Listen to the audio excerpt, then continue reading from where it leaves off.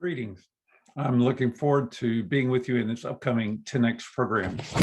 In the program, one of the processes we're going to use is a process called identification. What might that be? Well, so a short definition of that is simply that when I experience somebody else, I make sense out of that experience of them. And I do that using what's called mirror neurons. Now, mirror neurons are a neurological process. It's naturally occurring. It's how we make sense out of communication from others. And it's an unconscious process.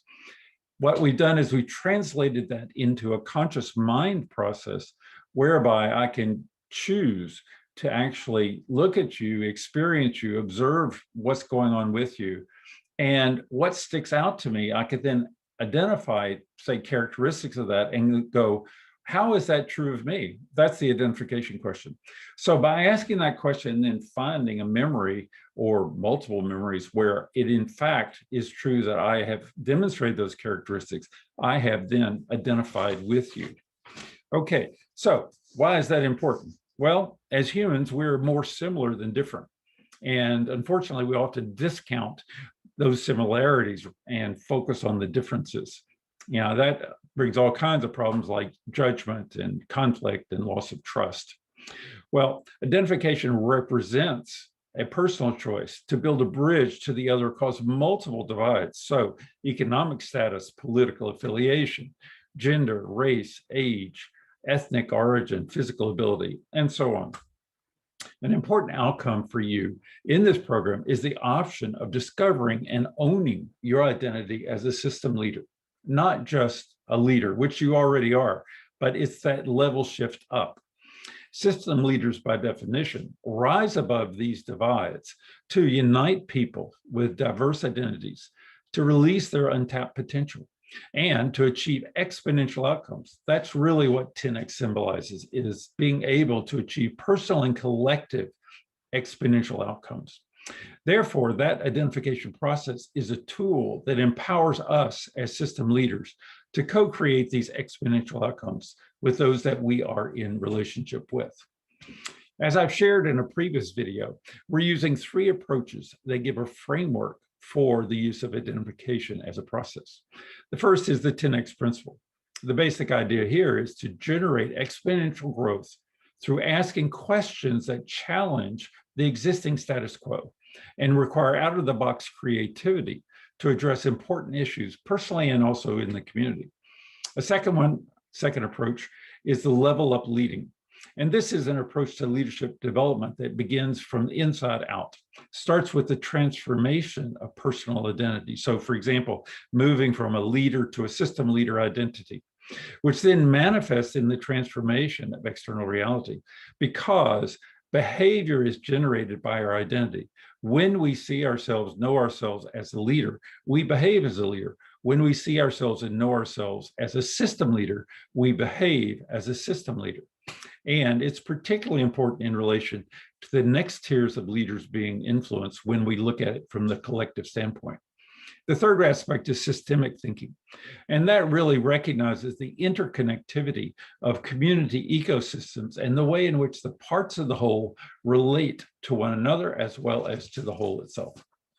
Of course, in every human system, there are people, and the 10X principle applies across the board, but most of all, it's focused on individuals and the empowering of those individuals to be all they're capable of being. Individuals in a system are not isolated units of action, as you might say, but they're intimately involved in the flow of what the system produces, whether that be for good or for ill. You know, and there are different types of people, which I like to think about in terms of those who we admire. You know, these are the ones that we tend to aspire to be like, but we often put them on a pedestal and we don't want to offend them, but rather we want to be recognized and valued by them. You know, a second type of person is a friend or an ally or an acquaintance. And these are ones that we naturally identify with. And we tend to want to maintain the status quo in order to not rock the boat of our relationship. And finally, we all know some of these people who we may despise or even avoid. These are ones who we choose not to identify with because we disagree with them, we disagree with their values, maybe even their presence. So identification increases flow. What is flow? Well, it's being completely involved in an activity for its own sake. It's where ego falls away and time flies and every action and movement and thought follows inevitably from the previous one, very much like playing jazz. In it, your whole being is involved. You're using skills to the utmost. So really the balance here is between having a sufficiently challenging circumstance and having skills which maybe not fully up to that challenge, but they're being stretched to become up to them. So it's that balance between challenge and skill. And what is the importance of flow in the system? Well, for the individual, it is an optimal state of being for accomplishing whatever outcomes you're pursuing.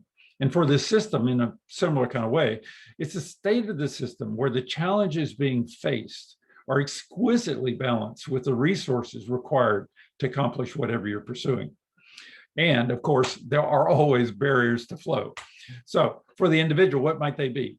Self-limiting beliefs, negative internal dialogue, self-judgment, unresolved trauma.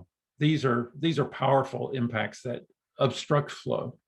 And for the system, lack of clear goals, interpersonal conflict, focus on self-interest. Well, what's the role of identification in removing these barriers? Well, for the individual, by identifying with empowering beliefs, positive internal dialogue, and true self-affirmation, the individual releases flow.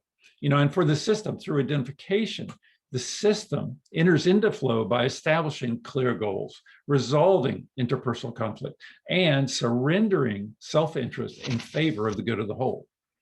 There are three stages for integrating the identification process. First one is simply an idea. This is when you're interested in it, you talk about it, use the language, you may be able to find examples, but you don't really use it for yourself. Second level is where it becomes a skill. You consciously choose to use it. You begin to practice it. You experience its power and the impact on yourself and others for good. And you go, I'm going to keep practicing, and because of the value you get from it. And as you do that, it goes to the third level, which is a way of being. You get to live it, fully integrating it into your unconscious. So it's just an everyday way of being. And then thereby releasing your untapped potential through that daily use. So what's a way to practice identification? This is fairly simple. You can do it anytime and any place. Listen to or observe another person. Identify three characteristics that stand out, and then answer, how is what I'm perceiving in this other person true of me? Associate to a specific memory that has these three characteristics for yourself, and then resonates with what you're perceiving in the other. And answer two more questions. The first one is, what does my story mean to me personally? And then what is significant to me about what that story means to me? So it's this double tiered response to what you identified. So what can I do with what I learned from the practice? Well, there are a bunch of things we can think about. One is to affirm yourself and deepen your relationship with the other person or people. Second, step into a more complete identity of who you are. Release any judgment that the other may have triggered in you. This is a big one for all of us. Forgive yourself and forgive the other. That too is a big one. And in a more general sense, use the insights to strengthen your sense of yourself and or resolve any internal conflict that's mirrored back to you from the other. And finally, you can model your practice for others to create a more cohesive system, a greater cohesion in the system. So the world is an external mirror to yourself. We live in an interconnected world at every level and every dimension. The process of identification empowers us to discover that interconnectedness. As a result, we have a profound opportunity to learn from our interconnectedness. And when we live by identification, either by consciously choosing to practice it or by embodying it from the unconscious level as a way of being, we personally become wiser, more generous, and more just day by day. We also transform the systems of which we're a part to become as we are, wiser, more generous, and more just. Now, that's it for now. I just want to thank you for investing your time, your attention, and energy in this video. I trust you'll find the experience enlivening and consider taking on the practice. I hope so. May you discover the richness of who you are as you practice identification. I'm honored to be with you, even if it's restricted to this technology. And I'm looking forward to our 10X program. I'll see you soon and wish you the very best.